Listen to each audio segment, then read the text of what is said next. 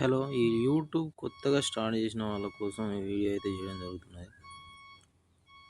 ముందుగా YouTube open చేసుకొని, YouTube studio open చేసి, పైన నా ప్రొఫైల్ మీద క్లిక్ చేస్తే, మనకు సెట్టింగ్స్ ఆప్షన్ చూపెడుతది. సెట్టింగ్స్ ఆప్షన్ మీద క్లిక్ చేసుకుంటే, ఇక్కడ ఆడియన్స్ అని ఉంది కదా! ఆడియన్స్ మీద క్లిక్ చేస్తే,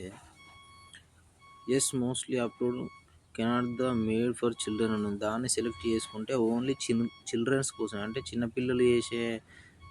చిన్నపిల్లల కోసం చేసే వీడియోస్ అయితే మాత్రమే దాన్ని పెట్టుకోవాలి. ఎందుకంటే వాళ్ళ కోసం యూట్యూబ్లో సపరేట్ అకౌంట్ ఉంది కాబట్టి దాన్ని పెట్టాలి. మనకు అది వద్దు.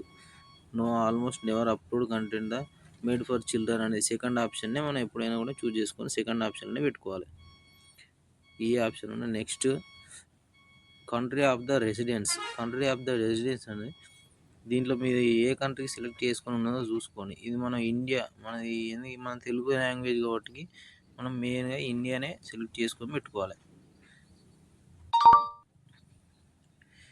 క్లిప్స్ సెండ్రో ఆటో క్యాప్షన్ ఈ రెండు ఆప్షన్లు ఎప్పుడైనా కూడా ఆన్లోనే పెట్టాలి. ఈ రెండు ఆప్షన్లు ఎప్పుడు కూడా ఆన్లోనే ఉంచుకోవాలి. ఇవి ఆన్లో ఉంచుకుంటేనే మనకు వీడియో అనేది మంచిగా వైరల్ కావడం జరుగుతుంది.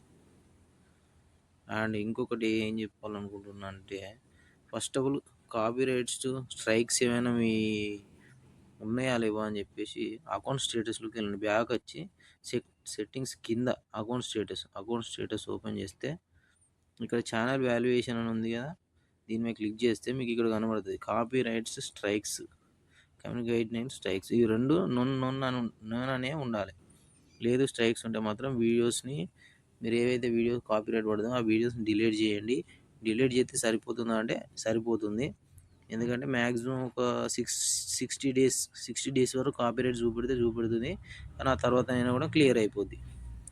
ఈ సెట్టింగ్స్ని మీరు ఆన్ చేసుకొని పెట్టుకుంటే మీ వ్యూస్ అనేటివి ఇంక్రీజ్ అవుతాయి, పెరుగుతాయి. కొత్తగా యూట్యూబ్ ఛానల్ స్టార్ట్ చేసిన వాళ్ళైనా, లేదా స్టార్ట్ చేసి ఉన్నవాళ్ళు మాకు వ్యూస్ రావట్లేదు అన్న వాళ్ళైనా కూడా ఈ సెట్టింగ్స్ కరెక్ట్ ఉన్నాయా లేదా అనేది మీరు ఒకసారి చూసుకోండి, సరిపోతుంది.